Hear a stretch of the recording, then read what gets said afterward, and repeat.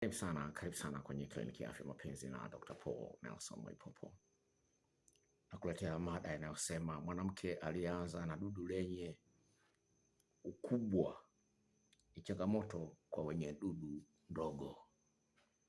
Mwanamke alianza na dume lenye dudu kubwa ni changamoto kwa wenye dudu ndogo. Mtazamaji, katika ulimwengu huu ambapo mwanamke uliye naye ishatembea na wanaume wasiopungua wawili kabla yako wewe, lazima ujue kwamba kama akili ya mwanadamu ilivyoumbwa, lazima kuna vitu atakuwa analinganisha, na kama analinganisha akiona kwamba kuna mapungufu, hii inaleta shida. Kadhalika na kwa mwanaume vile vile, mwanaume atakuwa analinganisha vile vile maumbile ya kike, na mwanamke naye atakuwa analinganisha maumbile ya kiume. Hii ni hali ya kawaida ya wanadamu. Kama ulishasikia kuna wanawake ambao hawapendi wanaume wafupi, kama ushasikia kuna wanawake hawapendi wanaume wanene. Sasa kama hiyo picha ipo katika kimo cha kawaida cha asili ambacho kinaonekana kwa nje kwamba mwanamke hapendi mwanaume mfupi, mwanamke hapendi mwanaume mnene. Sasa katika mazingira kama hayo, lazima ujue kwamba kuna kitu kinalinganishwa kwenye akili ya mwanamke, kwenye akili ya huyu mwanaume. Kama ushasikia mwanaume anasema sipendi mwanamke mfupi, sipendi mwanamke ambaye ana matiti madogo, sipendi mwanamke ambaye sijui hana shepu. Sasa unaposikia vitu kama hivyo, iwe ni kwenye movie, iwe katika hali halisi, umeenda kwenye harusi mnakuta watu wanatia story kama hizo, hivi ni vitu vipi ambavyo mwanaume uliye naye hatakwambia na mwanamke uliye naye hatakwambia, na kama hatakwambia, kwa maana mengine kwamba itakuwa inamuumiza. Sasa sikiliza kesi hii ambayo imekuja kwangu. Habari za majukumu, Dr. Mwaipopo. Mimi ni mdada mwenye umri wa miaka 26. Nilikuwa na mpenzi kwa muda wa miaka 9. Tulianza tukiwa shuleni. Sasa hivi tuliachana. Sasa huyo ex wangu alikuwa na dudu nene na tena refu pia, na hivyo sikujua kama itaniletea tatizo huku mbele. Sasa toka niachane naye, nimetembea na wanaume 4 tayari, ambao nayaona maumbile yao yamekuwa ni madogo nikilinganisha na yule wa kwanza aliyenibikili. Nimeona kuwa wote walikuwa wanapwaya pwaya. Hali inakuwa mbaya sana ninapokuwa nimeloana sana huku chini, kitu ambacho kinaongezea ukubwa wa tatizo langu. Sasa hivi dokta, naogopa kuingia kwenye mahusiano, maana naamini kuwa hawa watatu wote waliniacha kutokana na tatizo hilo ambalo nimeliona. Dokta, ni kweli kuwa unaweza kuachwa kwa tatizo hilo? Naomba msaada wako. Kama nilivyozungumza, upende usipende, kuna uzuri unalinganishwa, kuna muonekano wa nje ambao unalinganishwa. Hili huwezi ukalipinga, liko hata kwenye Biblia. Tunasoma kwenye Biblia kwamba Isaac alimpenda Lea kwa sababu alikuwa ni mzuri wa maumbile, alikuwa na muonekano mzuri. Sasa kama hivyo, na vile vile Ibrahim, baba wa imani, Sara mke wake alikuwa mzuri kiasi ambacho alipokuwa ameenda Misri akawa na wasiwasi kwamba watamuua yeye Ibrahimu ili wamchukue Sara. Akasema uongo, akasema huyu ni dada yangu. Sasa kama tunayaona haya kwenye ndani ya Biblia, lazima tuamini kwamba uzuri wa kimaumbile una nguvu kwenye akili za mwanaume, kwenye akili za mwanamke. Hakuna kitu kitawekwa kwenye Biblia kisiwe na nguvu, kina nguvu. Sasa inategemea ni jinsi gani mwanaume huyu uliye naye, mwanamke huyu uliye naye, moyoni mwake analipa tafsiri gani, kutokana na kwamba kama kuna vitu ambavyo vingine ambavyo unavyo ambavyo vitafunika udhaifu ulionao. Kwa maneno mengine, ni kwamba hakuna mtu ambaye hana madhaifu, kila mmoja ana mapungufu yake, lakini sayansi inaonyesha kwamba kuna ratio ya 5:1, ni kwamba kama una upungufu mmoja inapaswa ufunike kwa mambo 5, kwa sababu huwezi kukwepa kama upungufu utakuwa nao tu. Kama una matiti mazuri utakuwa na makalio ya sufuria, kama una makalio mazuri utakuwa na matiti madogo, kama una matiti mazuri una makalio mazuri utakuwa na kisimi kidogo. Sasa huyu anazungumza uke wake umetepeta, umetanuliwa na uume mkubwa. Hii inakwenda sambamba na kesi ambayo niliipata kutoka Sumbawanga. Huyu dada mume wake alisafiri kwenda masomoni kwa miaka 2 nchi za nje. Huku nyuma nyege zikamzidi, akapata mchepuko. Mchepuko ule akakuta kwamba una dudu nene kubwa, likawa limempanua maumbile yake. Sasa kuna kitu kinaitwa elasticity. Hata mpira ukiuvuta kwa sana unakatika. Ukiuvuta sana, ni mpira sawa, unavuta unaweza ukarudi. Unavuta ukarudi. Unavuta ukarudi, sawa? Sasa mpira unaweza ukavuta ukarudi, sawa? Kuna mpira hapa si nene. Nikavuta ukarudi. Lakini sasa inafikia hatua unavutika mpaka huwezi ukarudi tena. Katika hali ya kawaida ukakatika. Sasa huyu dada kakutana na mwanaume ambaye ana dudu kubwa kuliko la mume wake, wakati mume wake yuko masomoni nchi za nje miaka 2. Sasa mume wake amerudi, anamuona kabisa mume wake anahangaika, sio kawaida. Anamuona kabisa mume wake anapwaya. Sasa ananipigia simu, anambia, daktari, unayo dawa ya kubana uke? Nikamwambia ninayo, ila inachukua muda kuleta mabadiliko. Mabadiliko utaanza kuiona kwenye wiki ya 3, lakini dawa utatumia kwa muda wa 1.5 mwezi kufanya mabadiliko ya kudumu. Haikuzuii kufanya sex, haikuzuii kunywa pombe, haikuzuii kutumia dawa nyingine. Akasema sawa daktari, nimekuamini. Sawa, shuhuda zako nimeziona kwenye Instagram za watu ambao wamewasaidia. Sasa nikishatumia hiyo dawa uke ukaanza kubana, niachane na yule mchepuko? Nikamwambia itakupasa uachane naye. Kaishia mitini. Kwa maneno mengine ni kwamba ameona raha kubwa ya kutembea na mwanaume mwenye uume mkubwa kuliko ule aliozoea wa mume wake. Sasa mwanaume ambaye akikutana mwanamke ambaye ana maumbile ambayo yametanuliwa au yametanuka, yaweza kwa sababu ya kuzaa vile vile. Sasa usije kusema kwamba sababu nimezaa kwa kupasuliwa uke hautanuki, unatanuka na wenyewe vile vile. Hii sayansi yake nimeshaizungumza, kuna video ambayo nimeizungumzia. Kama ushalalia vitanda vya kamba, kamba zile kamba, mimi nimeshalalia hizo, na kulia kijijini.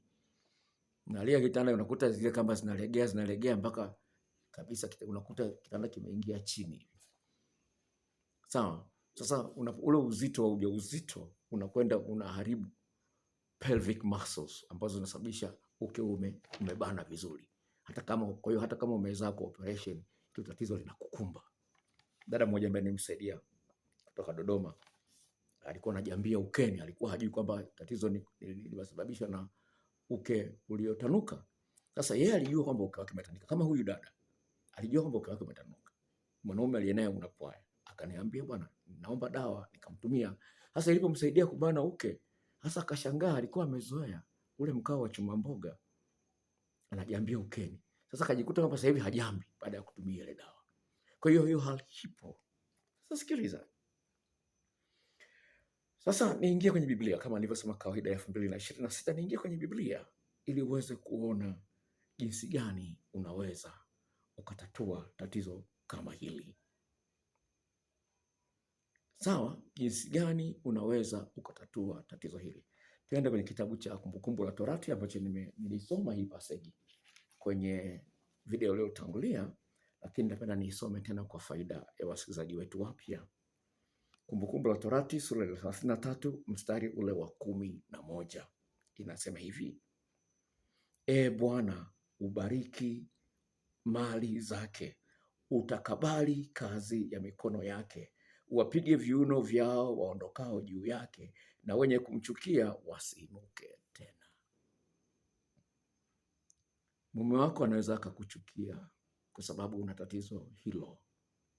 Mke wako anaweza kuchukia kwa sababu una maumbile membamba na ametoka kwenye maumbile manene. Unawahi kumaliza, unashindwa kurudia. Mke wako anaweza kukuchukia. Lakini kanuni ya kisayansi inasema hivi: upungufu wa aina moja ufunikwe na mazuri matano. Sasa hapa Biblia inasema kwamba Bwana ubariki mali zake. Sasa ukiingia kwenye Biblia ya Kiingereza neno mali halipo. Sema bless his skills, yaani bariki ufundi wake, bariki ufundi wake. Kwa hiyo watu wanahitaji ufundi katika maisha yao ili waweze kufanya mambo mazuri katika ndoa zao. Uwe ni mwanaume au uwe ni mwanamke, unahitaji ufundi ili uweze kufanya mambo mazuri kwenye ndoa yako. Sasa usipokuwa na ufundi italeta shida sana kwenye ndoa yako, na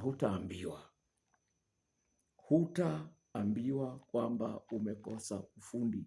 Ufundi na maarifa vinatoka kwa Bwana.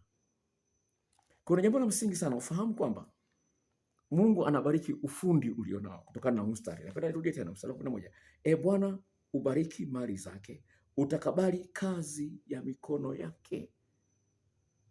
Kwa hiyo unaweza kuwa na mikono lakini ukashindwa kuitumia vizuri, ikaleta shida kwenye mahusiano yako. Sasa hicho ni kitu ambacho hutaambiwa, kama bwana wewe umekosa ufundi. Na Mungu anazungumza hivi, pasipo ufundi mambo huwa yanaharibika. Lakini sio hilo peke yake. Mungu amesema kwamba pasipo maarifa, yule mtu asiyekuwa na maarifa hata muonea huruma. Tuende kwenye kitabu cha Isaya sura ya 27. Isaya sura ya 27. Isaya sura ya 27 mstari ule wa 11, kuna maneno haya: matawi yake yatakapokauka yatavunjwa, wanawake watakuja na kuyachoma moto, kwa maana hawa si watu wenye akili, na kwa sababu hiyo aliyewaumba hata wahurumia, yeye aliyewafanya hata wasamehe. Usipotafuta akili tayari ni dhambi, na Mungu amesema hata isamehe hiyo dhambi. Usipotafuta, na nirudie mstari huu, Isaya 27 mstari wa 11. Matawi yake yatakapokauka yatavunjwa, wanawake watakuja na kuyachoma moto, kwa maana hawa si watu wenye akili. Kwa sababu hiyo yeye aliyewaumba hata wahurumia, yeye aliyewafanya hata wasamehe. Kwa hiyo mkeo atachapuka kwa sababu ya kukosa akili za kumridhisha, japokuwa una maumbile madogo. Kujatafuta msaada kutoka kwa madaktari wanaohusika na hiyo kazi. Haya, mumeo ana matatizo hayo ya maumbile madogo, anapwaya, hafurahii. Akitoka nje ya ndoa akakutana na mpa kinyume na maumbile, atakuta anabanabana na ile sehemu ya haja kubwa. Akikuta ile sehemu ya haja kubwa inabanabana, anachukia kwenda kutembea na wewe katika ile hali ya kawaida. Atakuwa anataka kinyume na maumbile, na kasi ya wanaume kutoka kinyume na maumbile imekuwa kubwa sana. Hebu fikiria, huyu mama yuko ndani ya ndoa, ndio ndoa imeingia, ndio ndoa yake ya kwanza. Mwanaume anamshawishi mpaka anakubali, anafanya naye kinyume na maumbile mara 5. Alafu anakuja anasikia kwamba kuna madhara kufanya kinyume na maumbile. Anamwambia mume wangu na naacha. Mwanaume anakuwa mkali. Mwanamke akaamua kuvunja ndoa, akatoka kwenye ndoa, karudi kwao. Kurudi kwao anajikuta mjamzito. Ananipigia simu mimi, ananiuliza, daktari, nitakuwa nimepata madhara? Nimeshaingiliwa kinyume na maumbile kama mara 5 hivi, nitakuwa nimeshapata madhara? Sasa ni kesi moja. Kesi nyingine kutokea Dar es Salaam. Huyu mama kafumania kwenye simu ya mume wake kwamba mume wake ni wa swala 5. Amekuwa anakutana na machangudoa masaa ya mchana, anapoenda asubuhi kazini, kumbe anapitia kwa machangudoa. Sasa mwanamke kakuta message hizo, anatembea kinyume na maumbile. Siku moja mwanaume yule aliyekuwa na kichangudoa anatembea naye kinyume na maumbile, amekuwa pata mteja mkubwa sana, akamwambia, nipe namba ya mwenzio, rafiki yako unayejuana naye. Anakuta maongezi haya anakuta yote kwenye simu. Mwanamke akaondoka na simu kaenda nayo kazini, anaona tutachelewa kazini, kuna mambo mengi ya kujikuta, akayakuta yote. Anakuja mwanaume anamwambia simu yako nao tutaongea nikirudi. Anarudi anamueleza mwanaume anakiri kweli. Kwa sababu ushahidi upo. Hawezi kukataa. Anakiri kweli. Anambia mimi naumbile kweli, naomba nisamehe na nini. Haya. Akampa mpaka milioni 7. Mwanaume alikuwa na hela. Akamwambia naomba nisamehe na faini yangu ni hapa milioni 7, akampa. Mwanamke kapewa milioni 7. Mwanamke ana kazi, sio kwamba ana kazi. Kapewa milioni 7. Sasa kafikia siku mwanamke yuko hedhi. Ameenda yuko hedhi sasa, menstruation period imeingia. Mwanaume anamtongoza, maana sasa mwana mimi na hamu kweli bwana. Nipe basi uko nyuma, tujaribishe tu uko nyuma. Tujaribishe uko nyuma. Mwanamke kagoma. Ndio ananipigia simu mimi, ananieleza hayo yote.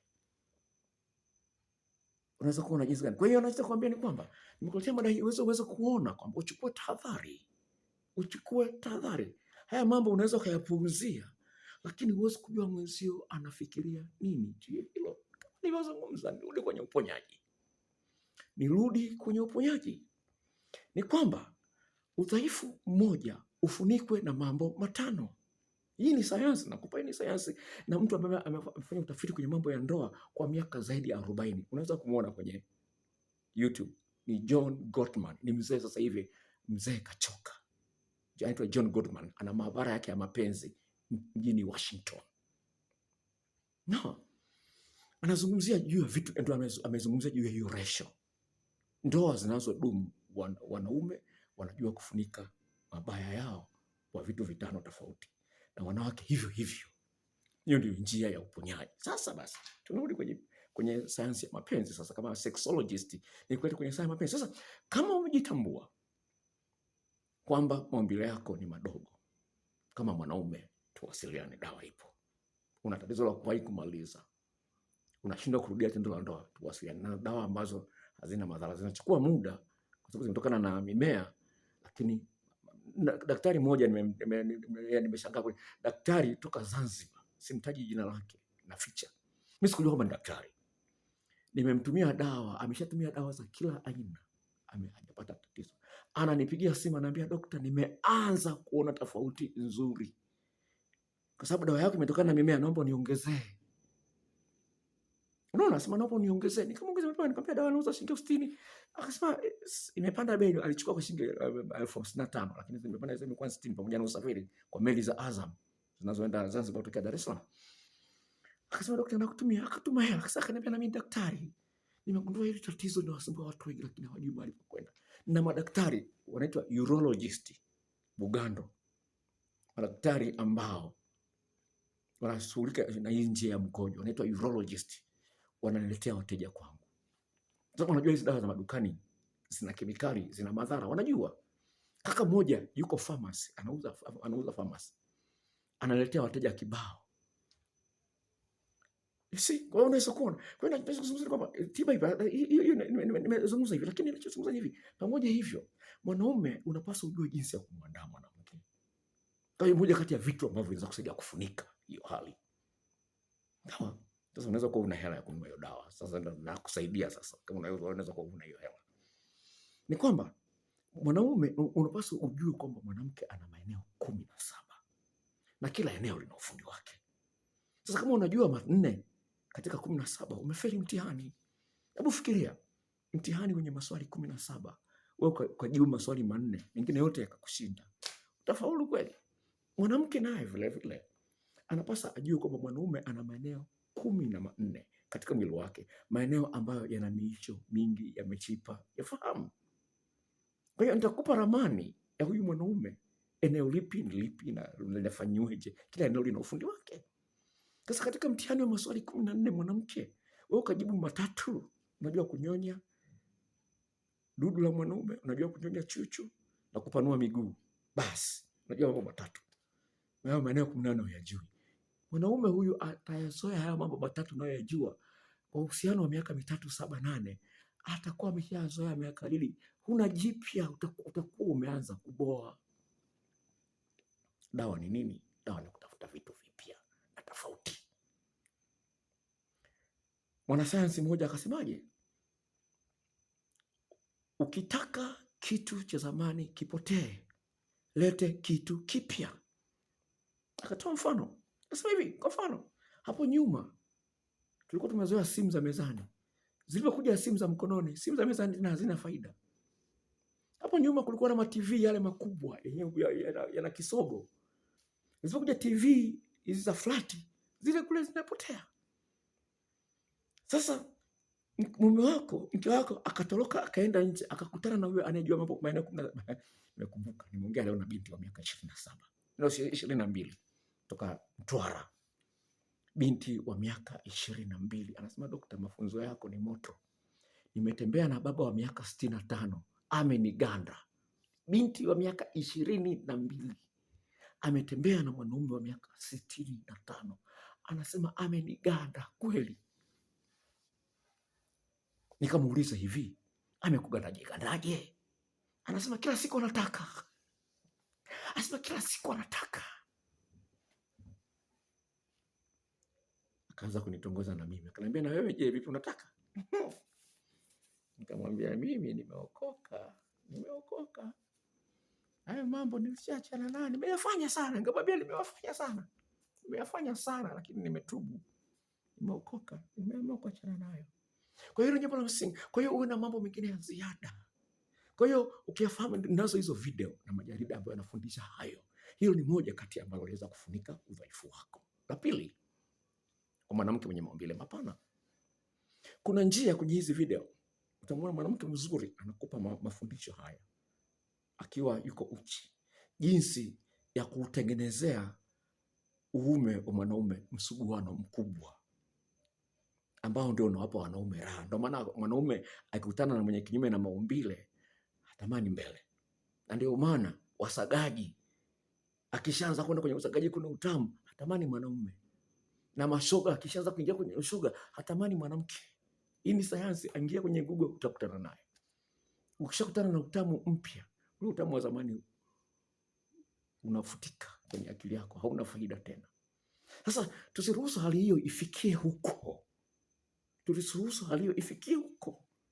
Tuchukue mbinu za kufanya. Kwa hiyo kuna hii njia inaitwa pompaya ya kutengenezea uume msuguano mkubwa anapokuwa amekuingilia. Kwa hiyo ni elimu vile vile, ni maarifa. Na Mungu atayabariki, amesema atabariki skills zako. Kwenye video inayokuja nitakuonyesha mstari mwingine unaoonyesha umuhimu wa ufundi ambao Mungu anaubariki. Kuna mstari mmoja kwenye kitabu cha Mwanzo au kitabu cha Kutoka, sikuandika lakini nitautafuta, lakini na uhakika kwenye video inayokuja nitakuonyesha mstari huo kutoka kwenye Biblia. Ndio kwanza. Lingine ambalo linakuja ambalo linaweza kusaidia kufunika madhaifu ulionayo, kuwa muongeaji, kuwa na ucheshi wa hapa na pale. Sasa wewe sio muongeaji, sasa bwana mimi ndio nimezaliwa hivi hivyo, sio muongeaji. Nakwambia sio kweli. Mimi mwenyewe sikuwa muongeaji. Nilikuwa mwenye aibu kweli, nimemaliza form 6, sijawahi kutembea na mwanamke hata huyu mmoja. Nimemaliza form 6. Nimeingia chuoni ndio katembea na mwanamke, tena mwanamke mwenyewe alikuwa bikra.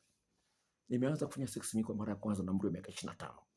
Ndio mara ya kwanza nakutana na mwanamke na umri wa miaka 25. Nilikuwa naongea na dada mmoja wa kizungu kutoka Canada. Akaniambia that was too late. Nilipomwambia hivi kwamba mara kwanza nafanya sex I was 25. Akasema it was too late. Lakini nimekulia kwenye familia ya kidini. Sawa? Kwa hiyo ukanicheka, utanicheka sawa, umechelewa kweli. Lakini no, I know what it means. Sasa hiyo nilifanya naye mapenzi, ilikuwa chuoni, ilikuwa 1987. Chuoni hapo, dada mwenyewe jina lake anaanzia E. Na yeye alikuwa bikira na mimi nilikuwa bikira. Sasa nilipotaka kumwambia bwana nikoe basi wewe, kwa sababu nimeshakubikiri, nikoe, akaniambia nimeolewa na nimeshachumbiwa tayari na mtu anafanya kazi TANESCO. Nimeshachumbiwa tayari, akasema maskini. Basi. Sasa hiyo ni mwaka 87. Sikufanya mapenzi tena mpaka mwaka 1993 nilipooa. Kwa hiyo unasema kwamba kaa kwa muda mrefu sana inakuwa mbaya. No, nilikuwa namcha Mungu na namcha Mungu mpaka sasa hivi. Sasa nikiwaambia watu kwamba nilikaa muda wote bila kufanya sex toka 87 mpaka 93, watu wanasema haiwezekani. Ndivyo nilivyokuwa, nimekulia nampenda sana Mungu. Sasa unaweza kusema haya mke wangu alifariki mwaka 1999. Sikufanya sex mpaka 2004. Unasema ni nini kama sio Mungu?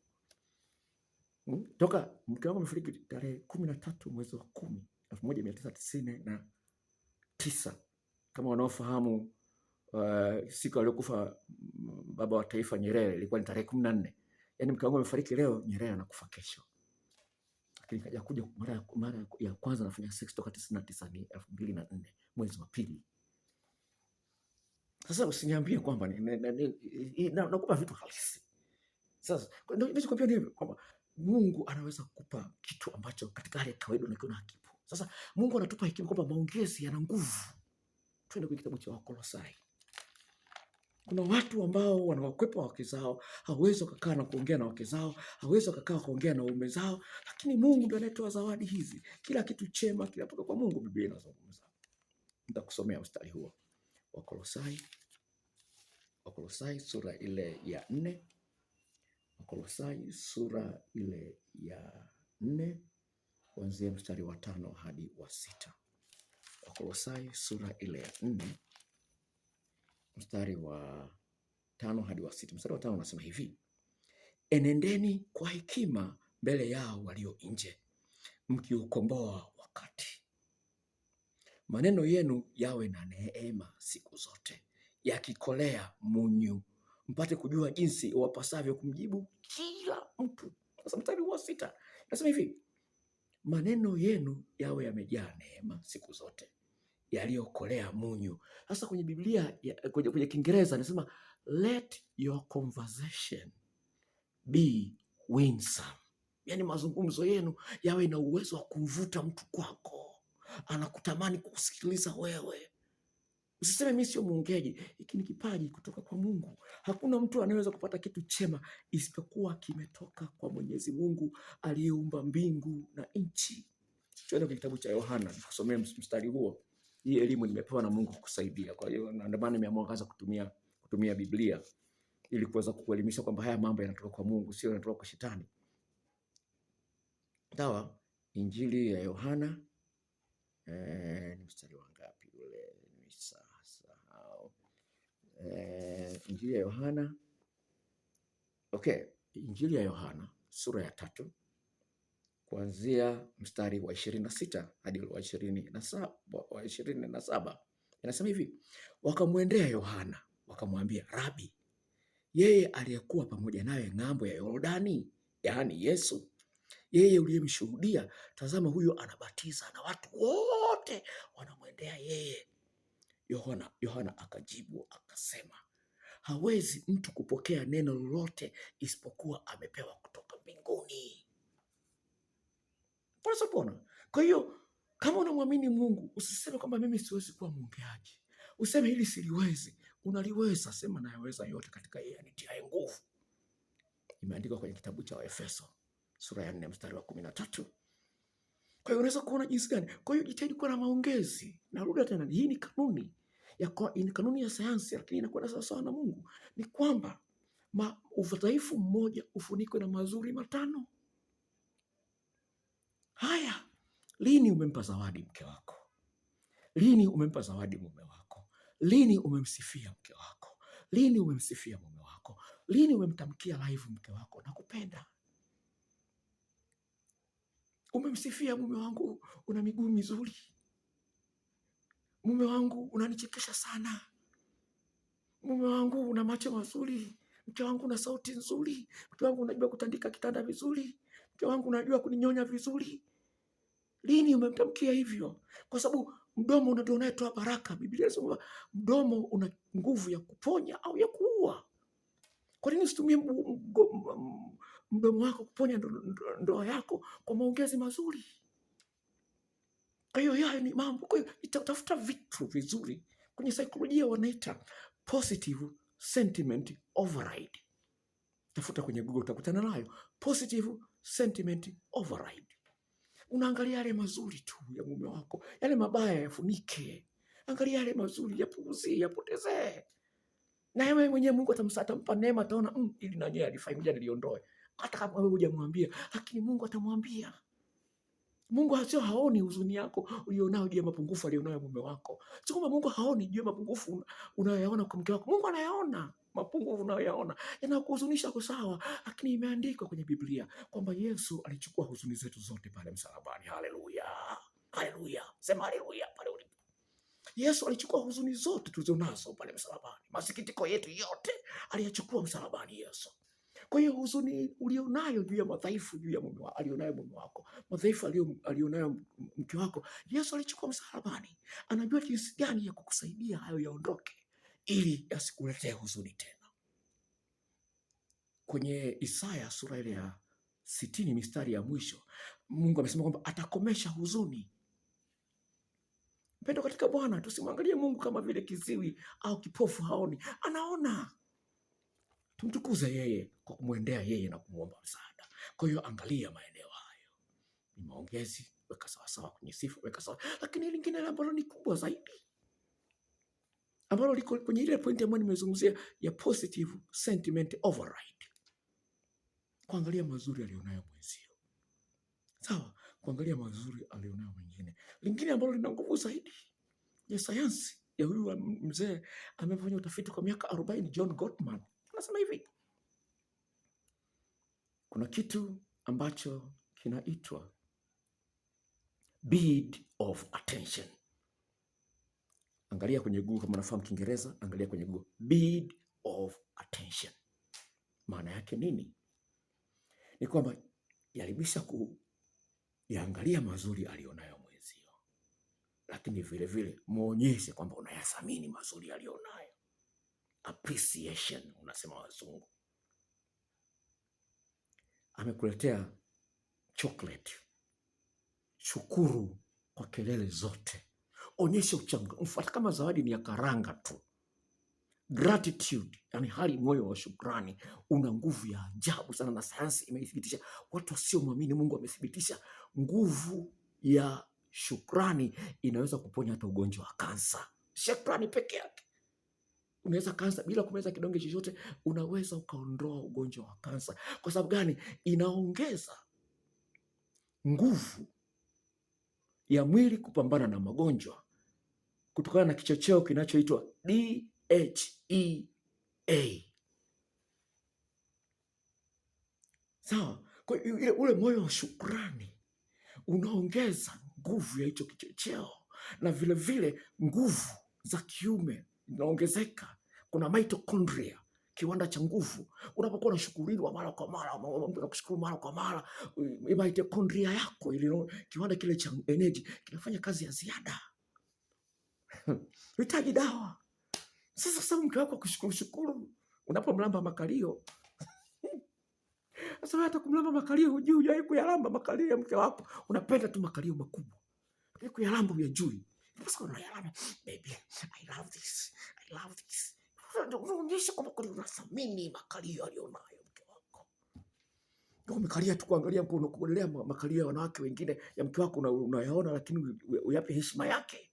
Yape heshima yake. Ni uumbaji wa Mungu. Utukuze uumbaji wa Mungu. Haleluya. Haleluya. Kwa hiyo ni jambo ambalo nipenda kusema, lakini lingine ambalo lipo. Sawa, uvaaji wako. Sawa. Kabla sijamalizia, kuna point moja kutoka kwenye Biblia sipende kuiacha. Yale mazuri alionayo, yatafakari. Acha kutafakari mabaya alionayo mwenzio. Wafilipi sura ile ya 4. Wafilipi sura ile ya 4 mstari wa 8 inasema hivi. Hatimaye, Wafilipi sura ya 4 mstari wa 8. Hatimaye ndugu zangu, mambo yote yaliyo ya kweli, yote yaliyo ya staha, yote yaliyo ya haki, yoyote yaliyo safi, yoyote yenye kupendeza, yoyote yenye sifa njema, ukiwapo wema wowote, ikiwapo sifa nzuri yoyote, yatafakarini hayo. Hili ni neno la Mungu, lina nguvu ya ajabu. Asema yatafakari hayo. Acha kutafakari mume wako hana hela ya kupeleka saluni. Atapata tu nyingi. Mungu anazo hela nyingi sana. Mume wako hana hela, sijui mke wako, sijui matiti yake yamelala.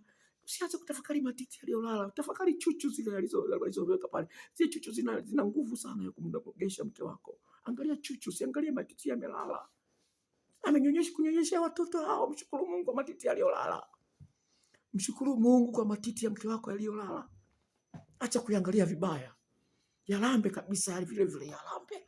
I love this baby. Yalambe matiti yaliyolala ya mke wako badala ya kuangalia vibaya. Yalambe, onyesha kwamba bado hata yamelala, lakini unamshukuru Mungu kwamba yamenyesha watoto wako. Mtoto wako yuko chuo kikuu sasa hivi. Onyesha unayafurahia matiti yaliyolala ya mke wako. Kama mwanamume mmoja alikuwa anamsifia mume wake kwa kitambi. Kitambi anakilamba kabisa. Mke wangu ana kitambi, anakilamba, anakipenda kitambi. Kitambi kizuri kinanisumbua sumbua. Anakisifia kitambi cha mke wake. Sasa haya mambo yanawezekana kabisa. Umekaa tu na lalamika, mke wangu ana tumbo kubwa. Nilambe, mshukuru Mungu mke wako anajua kula. Akiugua akakonda mpaka atakufa, atakafe kwa njaa. Mshukuru Mungu mke wako anakula, anaenda chooni vizuri tu. Kuna wengine wanapata shida na kwenda chooni. Wewe mpaka unaenda kupuliziwa na mabomba ndio waende chooni. Mke wako anakula vizuri, mshukuru Mungu. Sasa kuangalia tumbo ana kitambi. Mshukuru Mungu kwa kitambi cha mke wako. Cha kidharau kitambi. Kilambe baby, I love you. Kipige kidogo. Kipige baby, I love this kitambi. Acha kuangalia mabaya na kutafakari mabaya. Haipendezi. Utaiua ndoa yako. Utajiletea laana kwenye maisha yako. Unakataa uumbaji wa Mungu. Huu ni uumbaji wa Mungu bwana. Wewe mwaji usitake kumsaisha Mungu kazi yake. Mavazi, nimalizie na mavazi. Mavazi, vaa vizuri. Fanya mambo vizuri. Sio unavaa kizagla, vaa kidogo kutamanisha hata mumeo. Ukiwa nyumbani sawa ndio upendi kuvaa miniskirt. Ukiwa nyumbani vaa miniskirt kidogo. Mara moja vaa miniskirt. Watoto mwambie watoto unawaelimisha, unawafundisha ili kama watakapokuwa wameolewa, mwambie hii unavalia nyumbani. Unawafundisha watoto kuvaa kimini. Kwa sababu sasa akienda kwa akiona wanawake wamevaa kimini kule nje, wanapata shida. Dudu linasimama. Sasa atakuvaa kimini hata nyumbani unaona shida. Vaa kimini, watoto wake unawaambia jamani, vaa hivi jamani. Baba yenu anapenda hivi na wewe binti yangu kija kuolewa ni hivi. Vaa suruali ya mbano, sketi ya mbano, kwa chumbani vaa nguo za kichokozi. Sawa ndio nje acha na usivae, vaa dela, sawa vaa dela. Lakini ukiwa nyumbani tasi mume wako akienda nje kula akiona watu waliovaa kimini, anakumbuka miguu yako aliyoiona nyumbani ikiwa kwenye kimini, anaikumbuka. Sasa wewe umekaa kila nyumbani nao dela, nyumbani tu dela masaa 24, kanisani dela. Haipendezi jamani, hebu tuende basi.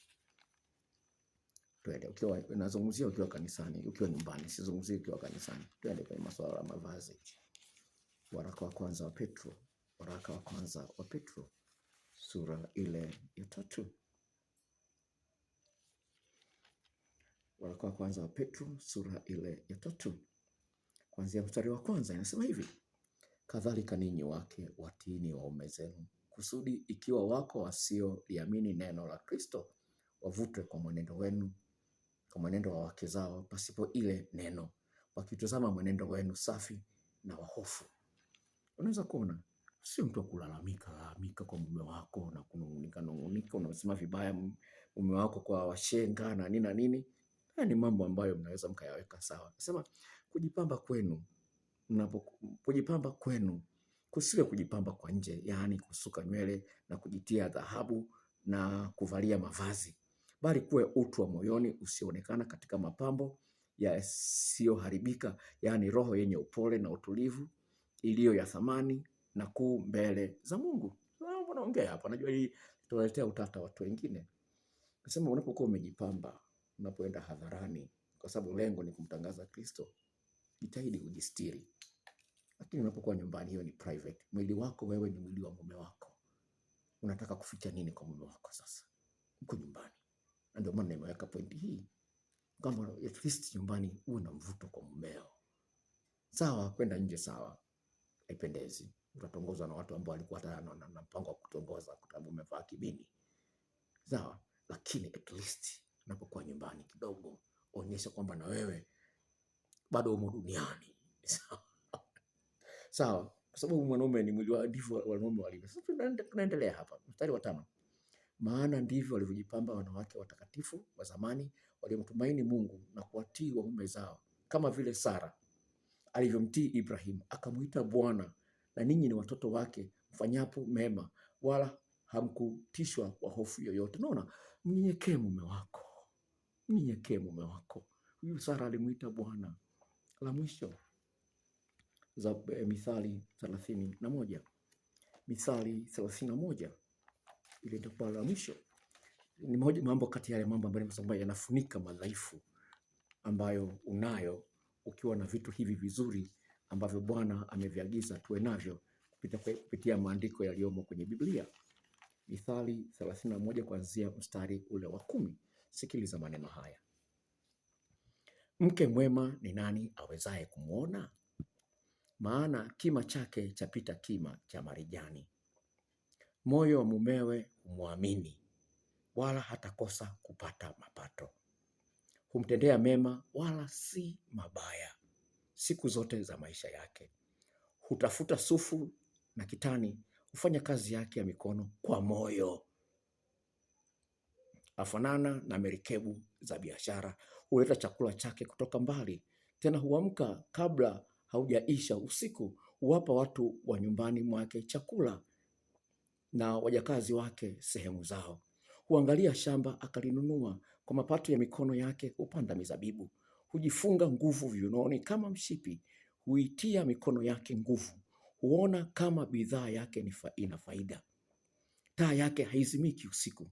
Hutia mikono yake katika kusokota, na mikono yake huishika pia. Huwakunjulia maskini mikono yake, naam, wanyoshea wahitaji mikono yake. Hawahofu theluji watu wa nyumbani mwake, maana wote nyumbani mwake huvikwa nguo nyekundu. Hujifanya mazulia ya urembo, mavazi yake ni kitani safi na urujuani. Unaweza kuona mume wake hujulikana malangoni, aketipo pamoja na wazee wa nchi. Unaweza kuona anasema mume wake anajulikana kwa sababu ya mke wake, alivyokuwa mpole, alivyokuwa mkarimu, anavyojali maskini, anajulikana kwa ajili. Kwa hiyo mpe mume wako sababu ya kujivunia. Unalala mpaka saa 2, unaangalia movie masaa 3. Unaangalia movie masaa 3. Kweli? Una muda hata kumtafakari Mungu? Huna. Hata yokoje ndoa yako wakati muda na neno la Mungu huna? Maombi yako yatafikaje kwa Mungu kama huna muda wa kumtafuta Mungu? Huwezi kuwa mtu mwema kama mtafuti Mungu. Huwezi kuwa mtu mwema. Dunia itakuharibu. Unapoangalia tamthilia itakuharibu akili. Sasa usikose video inayokuja. Itakuwa na mambo mazito sana. Usikose video inayokuja. Kama unaangalia video kwa mara ya kwanza, jisajili ili nitakapoweka video nyingine upate taarifa sana haraka sana. Na waambie marafiki zako juu ya channel hii nzuri sana, yenye mambo matamu sana na makubwa na ya ajabu. Na Mungu akubariki. Kwaheri.